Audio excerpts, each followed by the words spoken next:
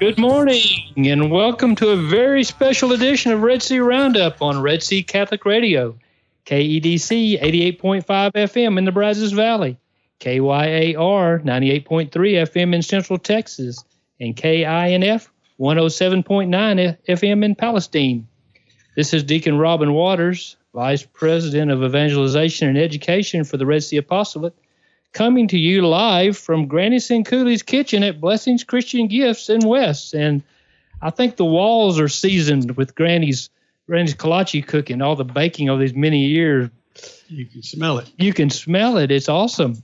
As I said, this is a very special edition of Red Sea Roundup because this is the first edition of Roundup to be broadcast from Central Texas.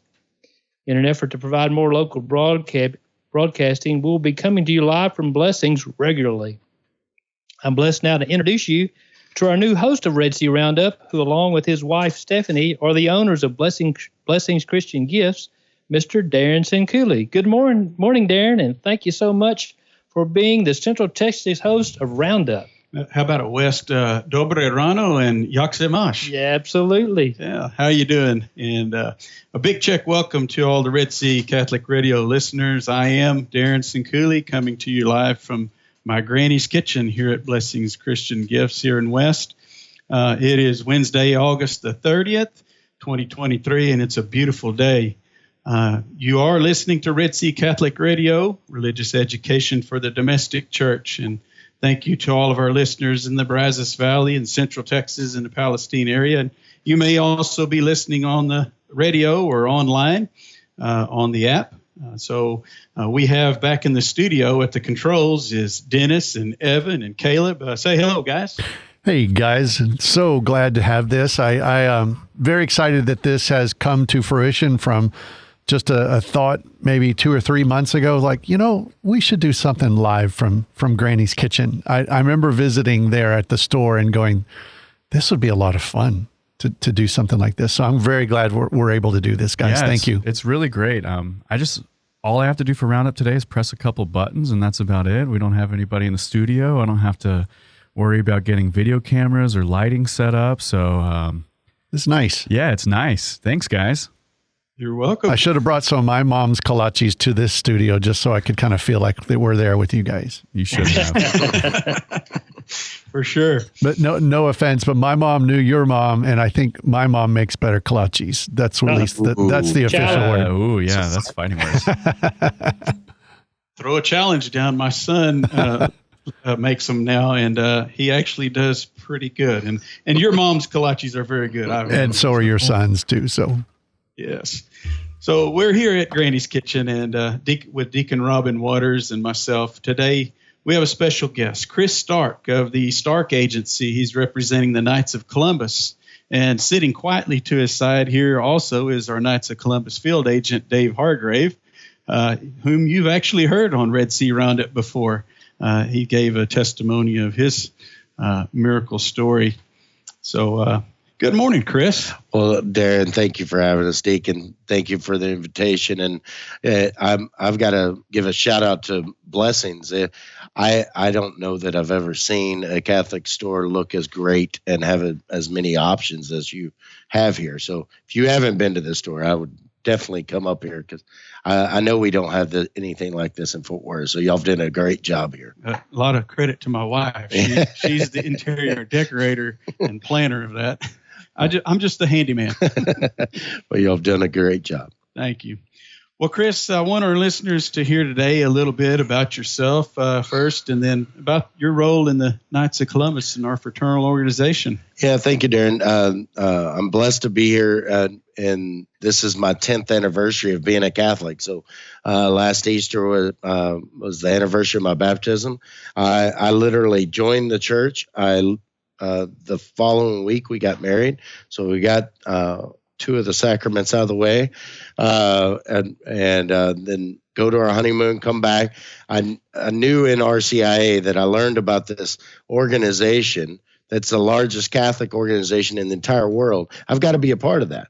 I found out it's 2 million Catholic men around the world. If I'm going to be a Catholic man, I got to be a part of that. That's as simple as it was. And we did we joined in May, somewhere around May. at the third degree, I knew my general agent was going to be there, and I went to him. I was like, "Hi, I'm Chris Stark. I'm going to be your next agent." And it's a joke right now because I've been doing this as in the general agent role for 7 years, and that has not happened to me yet. So if anybody out there is listening and really want to make a great impression and would like to join our team, find me, walk up to me, and introduce yourself that way. That'll make a great impression. So, and like I said, it's 10-year anniversary this September. Actually, on Friday is my 10th year anniversary working for the Knights of Columbus. So congratulations. So it's a milestone year. It is. It's been a whirlwind. So you say the Knights of Columbus. Tell me who the Knights of Columbus are and who founded the Knights of Columbus. Yeah. So I think early on as a new Catholic, as a new knight, I had to really learn about our faith, get a deep devotion, and I really dove into Father McGivney. And Father McGivney founded us 140 years ago, because in this time in New Haven, Connecticut, at St. Mary's Church, this is a time that Catholics are treated like second-class citizens, and women weren't allowed to work. And when these men got ill or they died prematurely, these women were often left in the streets because they didn't have the means of to be able to go to work. Right. So Father McGivney wanted to have a better way. And foundationally, Father McGivney created the insurance program because back then, when you joined the Knights, you were protected by the collective. So basically, if you join the Knights and Darren joined the Knights and Dave joins the Knights, everybody's saying, if I died, y'all are going to help take care of my widow, my wife, right?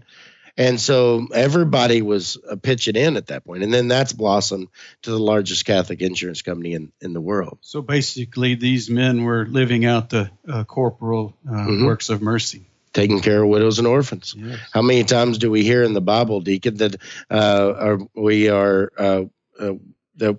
about widows and orphans? I think it's mentioned 8 to 10 times through that by Jesus himself.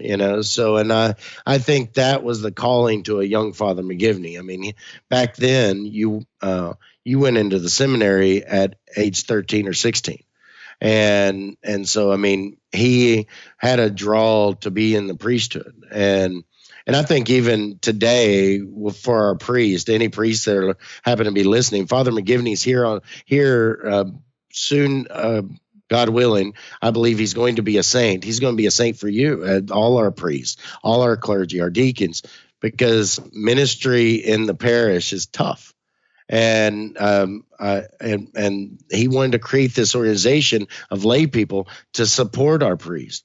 But not only that, Father McGivney was brought here, I fully believe, to be a saint for our priests to look up to, because he walked in their shoes.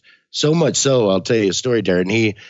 We have a letter that, I mean, Father McGivney is a 28-year-old priest, right? And he wrote a letter saying he wanted to go see his mother. His mother is like, come see me, like all mothers would, right? And he's like, Mom, I wish I could. I haven't had a day off in 9 months. 9 months that he was ministering to his parish. Because back then, and probably the town of West here probably understands this deeply, years ago, the parish was the social community center, right? And so that's the way it was. And I think the Knights are trying to bring that back, because let's surround ourselves with faith and being at the church, right? But I do invite all the priests to read about Father McGivney, learn about him. Let him inspire you to know that you're doing saints' work, because he's a parish priest in America, first American born pre-saint, God willing, So he had a charism about him that he was able to attract men to do the things that we should as Catholics. Mm-hmm. But he started an organization based on that. Yeah, and think about that. Back then, this wasn't pick up the phone. It wasn't send an email. This was get in your horse and go to the next town. So, I mean, Father McGivney only lived 10 years. And when you read about him, you really resonate that I believe he died of exhaustion. He ended up dying in the pandemic of his day, right? And so I believe he died of exhaustion because he's nonstop, going from here to administer the sacraments to everybody, trying to be all things, and at the same time creating the Knights of Columbus. He only got to see the Knights of Columbus flourish into about 2 or 3 states and about thousands of members. But imagine, I believe, if the Pope would only consult me, I believe that. His biggest miracle is what the Knights of Columbus has become. Right. 2 million men, 17 different countries. Right. I mean, think about the small parish priest of Father McGivney is impacting the Ukraine right now. Yeah. The fastest growing jurisdiction in the world is Ukraine. Think about that. These men are getting attacked and bombed and everything. They're joining the Knights of Columbus. Why? Because they see what the Knights are doing for them, right. And they're one day going to do that back, right? That's what it is, right? So when he started this organization, you had mentioned, to care for the widows and the orphans. I know that here in West, 100 years ago, 2 years ago, we celebrated our 100th anniversary of the Knights of Columbus organizing here. And for that to spread from what was it, New Haven, Connecticut, to West Texas in less than 30, 40 years, right? That it spread, I would say, like wildfire across. And one of the cool things happened this past March. Father McGivney's relic, when he became October of 2020, he became. They had the beatification to make him blessed, right? They had a miracle that healed the child in the womb of a Pyramon, Daniel Shackle. He's a general agent in Tennessee. They healed the baby, his 13th baby. And Mikey Shackle is alive and well today due to the credit of praying to Father McGivney. And that was his first miracle that made him blessed. We need one more miracle. So everybody out there, we needed prayers. Pray to Father McGivney for healing. And when he heals those prayers, make sure to report it. But you look at that beatification happened in the pandemic of our day. He died during the pandemic of his day. Mikey, the young man that was healed, is the youngest of 13. Father McGivney was the oldest of 13. Wow. And most people don't realize this, but Mikey was born on the first day, on the same day that the first Knights of Columbus Council was enacted, May 15th. Wow. And other opportunity I would share with Knights Councils and parish and any priests that might be listening, deacons that may be listening, is his feast day is August 13th. We just passed that. But there's a 3-day window of August 12th is the day he was born. His feast day is August 13th, and August 14th is the day he died. Wow. So he just turned 38 when he died. And so, you think about what he accomplished and the legacy he left. And again, going back to the end, trying to inspire our priest. This man was a priest for 10 years, and look what he did. Right. Imagine if I want to empower all our priests to have that kind of zeal and that kind of effort and passion. Because, again, parish life is hard, right, and it can beat us down. And we got to remember to pray for our priests. Amen. Because they are, and deacons. I was going to say, don't forget your deacons. I sure won't. The challenges that they face every day.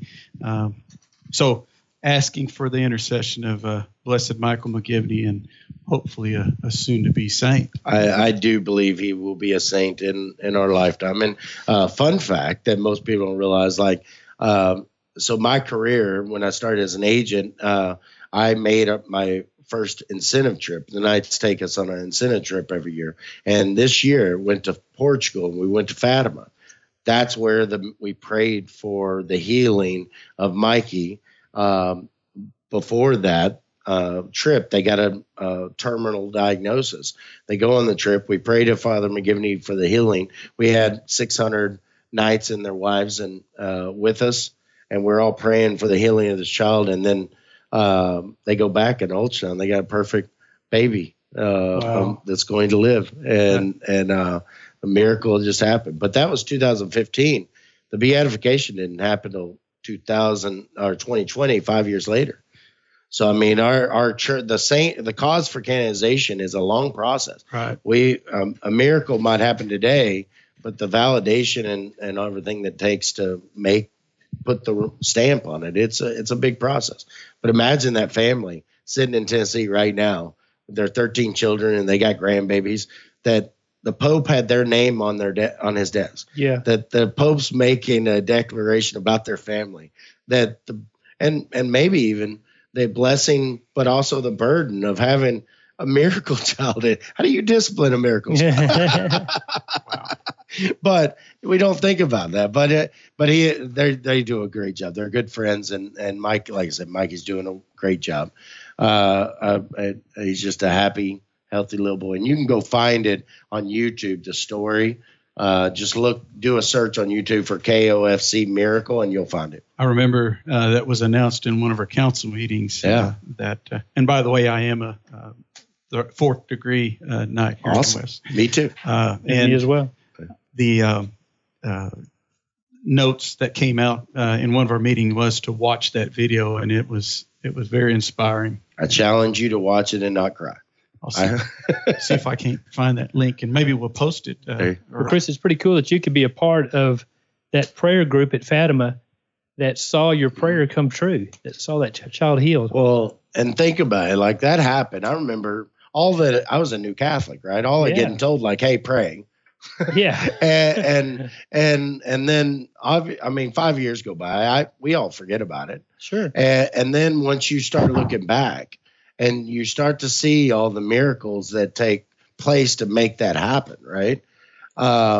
And watch that. When you watch the video, you're going to see a pro-life story. You're going to see a tie with Special Olympics. You're going to see a tie with Father McGivney healing the child of a general agent, doing the ministry of what we do as a business, and going back to the founding of what Father McGivney does, right?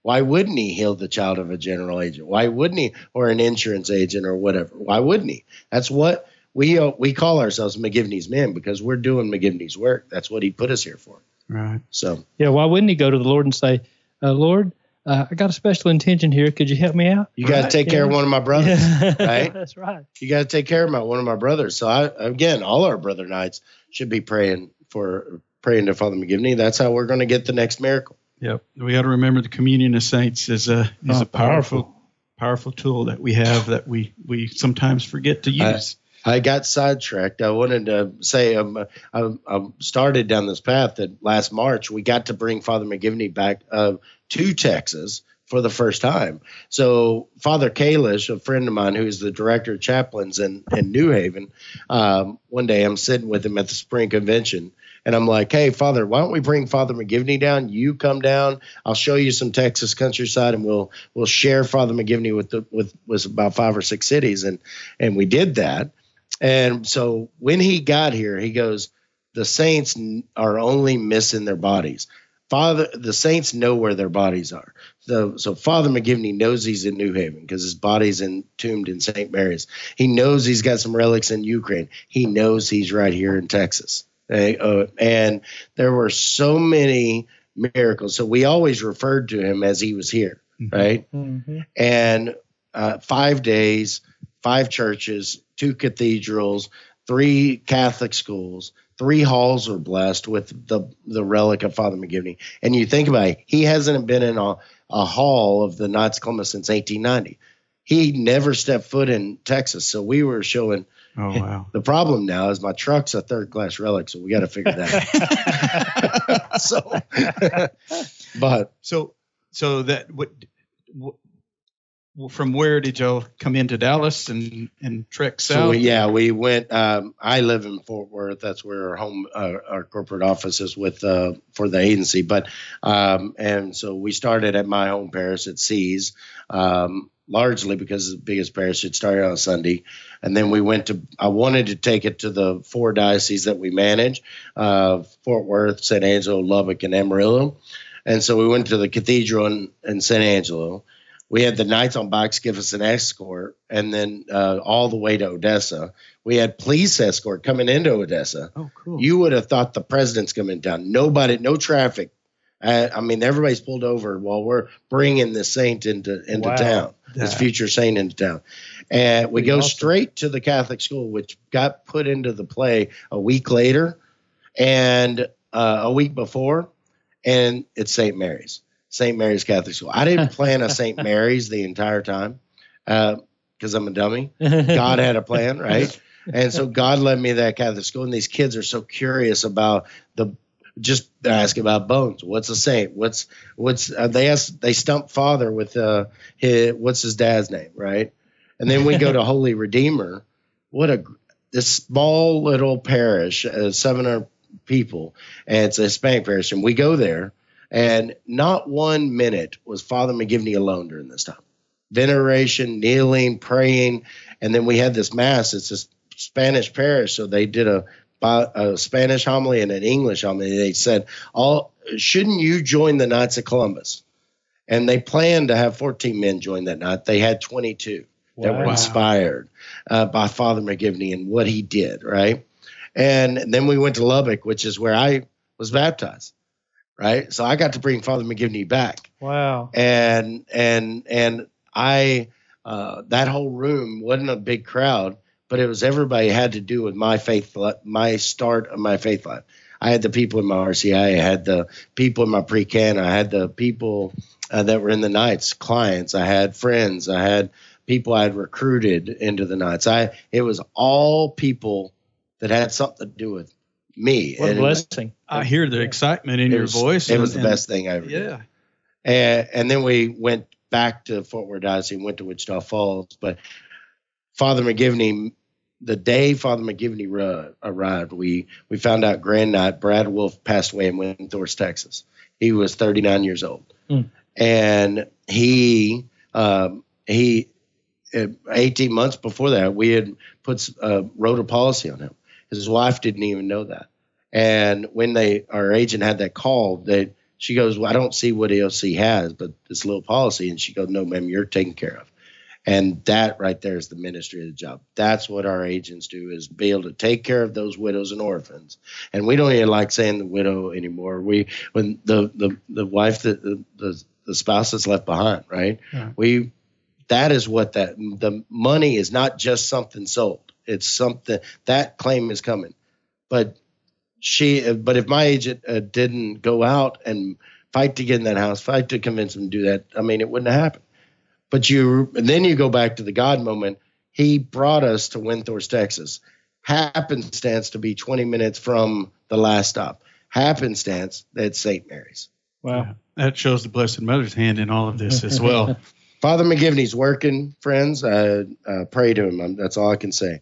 I'm very blessed to be a part of the Knights and have a devotion to Father McGivney. So that was awesome there. But I know there's a lot more to talk about here. The Knights of Columbus is, as an organization, you says 2 million members strong today. Yeah, and growing. We're virtually the only fraternal organization that can actually make that claim, right? I mean, you think about it. We crossed the 2 billion mark, I don't know, 5 years ago or something, right? And we're not going backwards. We're growing. Why? Because I believe we have Father McGivney fighting our battles for us and lobbying for us upstairs. And I think it's the perfect package, right? Why wouldn't anybody join an organization that it's the right arm of the Catholic Church? Just by joining, because think about it. If you were a guy out there that's not a knight right now, and if we were only 100,000 men, we couldn't do anything. Right. But we can do something because we have a voice of 2 million men. Imagine if we had a voice of 4 million, because there's 70 million Catholics. We haven't even tipped the surface. Sure. I know there's a lot of men in West, but there's still men in this town that should be in the Knights, right? But we still got growing to do. Right. And because I believe Roe doesn't get overturned without the Knights of Columbus. Right. That's my belief. Yep. There's a lot of lobbying and a lot of lobbying to Democrats and Republicans to get for life. for religious liberty that takes place. And we have a seat at that table because we're 2 million men. So I would challenge anybody that is sitting out there that is just like, I don't have time for all the things. Wes does so many great things. I don't have time for all that. That join, because we're stronger with more men. And then I will promise you, you're going to find out there's greater benefits to you than just taking away your time. You touched on several things that I wanted to circle back on. As a knight myself, before I was a knight, quick little story. I used to wonder, who are these people with these funny hats and in a tuxedo looking thing and holding swords, when the bishop shows up? What's going on there? Is that the militia? That's not the Swiss Guard that protects the Pope. Who are these folks? I had no idea. And till I talked, when I lived in Ennis, talked to one of the guys, and he said, no, that's the Knights of Columbus. That's the 4th degree. Those are the guys that represent, they're the visible arm of the Knights. Yep. And so can you touch on a little bit about, the invisible arm versus the visible arm? Yeah. Like I said, I'm a firm believer that if I asked 100 people why you're not a member of the Knights, I don't have time. Right? They'll all say I don't have time because they see all the great works that all our great counselors are doing. And that's what they think the Knights is solely. And it's not. It's more than that.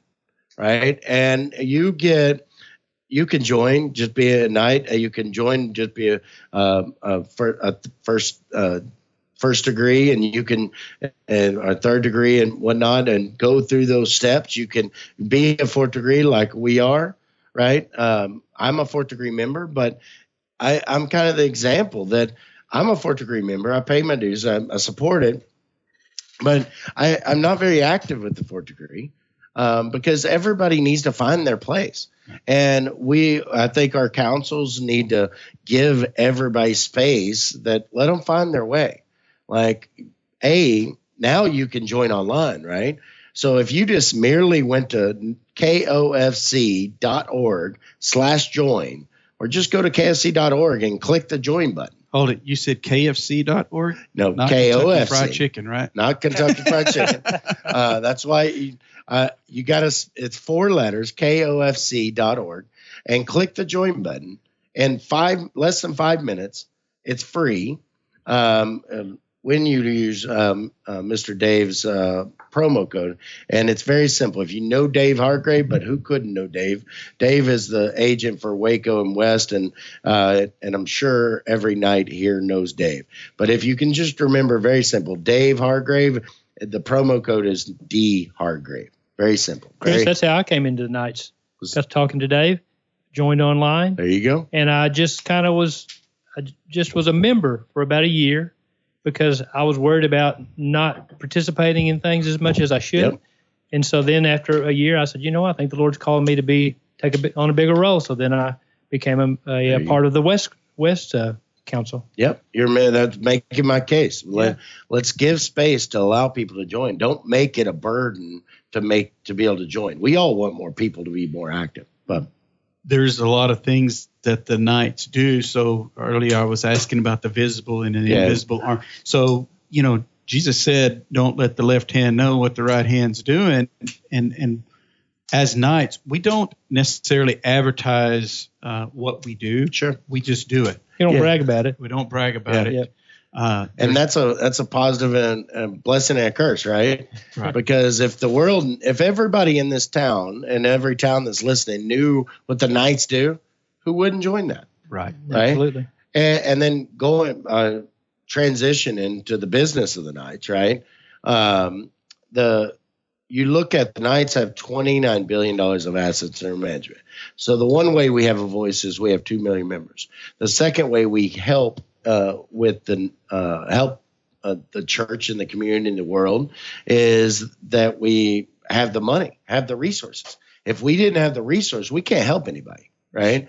We sent $22 million to the Ukraine, and we had money there the day after. We had Brother Knights in Poland welcoming people, and we had funds there. We sent $200,000 to Maui.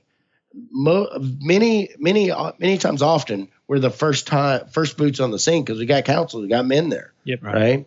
And so that was built because of the insurance program, because we have 2 million policies that are in force, right? And we have Brother Nuts. So if you really think about the full circleness that when you meet with Dave and any of our agents, that you're getting to participate in the Knights of Columbus to buy the products that protect your family, that everybody needs, and that does good for the church, your faith, your community, all at the same time. Because the Knights only do 2 things with money. They give it back to our members in the form of policy dividends, those that have permanent products, right? And they give it away. Most of it's given away. The Knights aren't sitting here building up a kingdom of cash. It's only building a kingdom of cash to be able to be solvent and relevant, right? And so we can keep doing the giving. I mean, we give 1.6 million to the Pope every year. Yeah.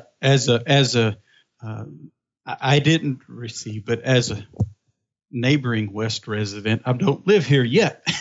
I live out in the country, but our town was affected by the explosion in 2013, and the Supreme sent West a lot of money, and our Knights were very beneficial in helping, and we continue to help our community by providing the use of the hall for meetings and even school events. And fundraisers for people that are ill, things like that. Yeah, so there's a lot of things that Knights do, and it's good to see that comes back. But it's not advertised, and it's not advertised, and that's part of we're a tax-free fraternal benefit society, so we're able to be competitive because. Why is all these other companies not giving away $150+ million a year like the Knights of Columbus, right? Why aren't they doing that? Well, they don't have the profits to do so. So how can we be profitable and give all this money away? Well, because we're a fraternal organization, we don't have to pay taxes. So and we don't advertise, right? Our advertising is joining the Knights of Columbus. Our advertising is en route the councils. Doing good work. So we want the councils sharing what they do, right? Yep. Because that's going to attract more families to bring to come into the Knights. And just so you know that the product, what the Knights can help you with, right? We have life insurance, term life and whole life. There's a place for both, right? There's the retirement annuities. We need to have those because we got to retire one day and we need income. You don't live on piles of money. You live on income, right? We have long-term care. So those that live too long, right? At some point, if we live long enough, our body's going to wear out. We need care. That's a $5,000 to $8,000 a month cost. Most of us have never had a house payment like that, right? And so I would challenge, just put a little caveat on that. If that just rang a bell with you, you need to buy it as soon as you can. You buy this stuff with your health, not your money. Money is the tool because a lot of people can't get qualified for this because when you think about it, you're watching your parents go through it and it's usually too late at that point. And so doesn't mean you shouldn't try. And then we got disability income. You got to protect the income, which kind of transitioned to the next thing. The Knights just launched the investment program. So most people listening, I bet 100 out of 100 people listening, I'm a licensed investment advisor representative, gives me ability to speak on this, that most people don't realize that you can put your money with the Knights of Columbus. And so the Knights are probably going to invest in things that are Catholic centric and focus on our Catholic faith. Yeah. So that $29 billion, the Knights have always screened their assets, right? Yeah. So that's the other thing. When you're doing business with the Knights of Columbus, and even if you're paying premium dollars, that money's not going to evil, right? So I call it Catholic investing, right? Pretend I'm making up a fake example, so don't pretend Planned Parenthood had a stock, and it's the best stock. It's getting 30% year over year. Everybody's buying it. But I would venture the Catholics that are listening to Catholic radio right now would choose not to buy Planned Parenthood stock because they don't believe in the abortion, right? And so that's the standard of the Knights of Columbus. The first choice to invest or not invest in a company, does it pass the Catholic snuff test, the Catholic screens that the bishops put in place? Yeah. And so most people don't, until I just said that, I bet you they're not walking around thinking like that. If you're not screening your portfolio, 15 to 20% of the assets you're holding right now are violating what you believe is a Catholic. I'll give you a real world example. Amazon. Amazon's a great company. They're not a bad company. I probably got 3 boxes sitting on my doorstep right now, right? But they own a little bitty company called PillPack, and they're shipping the abortion pill all over the country. And they say 90% of abortions are going to happen in houses in the future. Yeah. Because we ran them out of the abortion clinic, so they got to get the pill at home. And so we can't own it, right? And so we don't think it's a good strategy when we're walking up them stairs and we get our chance with St. Peter that, man, we high five and made a big, our 401k did great, but we killed a lot of babies along the way. Yeah. And money makes a difference. Money makes a difference. So, and now you think about it, the proposition, we got a few minutes left here, that the proposition that for the individual investor, you're getting the team that has the talent to manage $100 or $29 billion. I mean, anybody, there's only a select few people in the world that can manage that kind of asset. So right? As far as insurance goes, I know there's rating on companies. I think the Knights of Columbus is the highest rated. It is the highest rated. And so what that rating says is that we're the most financially secure insurance company out there. Wow. There's only a few companies that have the same. There's no companies that have a higher rating than Knights of Columbus. In fact, we also have S&P 500, S&P Standard & Poor's top rating as well. There's only 6 companies. And so when you're choosing a product or a company, your first question should be, what's your rating? And if you're not going to do business with the Knights of Columbus, definitely find a company that is highly rated like the Knights of Columbus, because that means they're financially sound. That means they're going to be around. That means they can pay claims really easy, right? But tagging, thank you for bringing that up. But tagging back to the investments, you've got a capable team. Like, there's no magic stock market out there. Everybody's pulling in the same stock market, right? And so to think that our investment team in New Haven, who has the talent to manage $29 billion, don't know the trick, right? They're the ones buying and selling inside each fund. And we have 9 different funds that are very diversified, from bonds to equities to even a real estate fund, to make a portfolio that's very diverse. And it also allows the Catholic screening, because if you're not paying a service to screen your funds, you're investing in something that you wouldn't believe in as Catholic. It's virtually impossible not to. Yeah, unless you're with the Knights of Columbus. Strictly screening it. Yeah. Unless you're with the Knights of Columbus. There's a few other players in this business of screening, but we are the largest. I mean, nobody's got $29 billion of assets. And I mean, we are even managing dioceses. We got dioceses that let us manage their funds. So, I mean, if it's good enough for them, it should be good enough for us. And you think about it on the cost. The cost, if you're going to have managed money, you're going to spend a 1% or 2% to have somebody manage your money. It's only 0.8. And so you're getting extra for less. And if you fundamentally just think about it on a greed perspective, if you're getting charged 1% and you get 8.8% now, that's a 20% savings. It doesn't sound like a lot, right, but it's 20%. That means 20% still invested, able to work for you. So it's a pretty cool proposition. And anybody listening, if you know Dave, you can get a hold of Dave, and he can get a hold of me if we want to have a different discussion. But my email is very hard.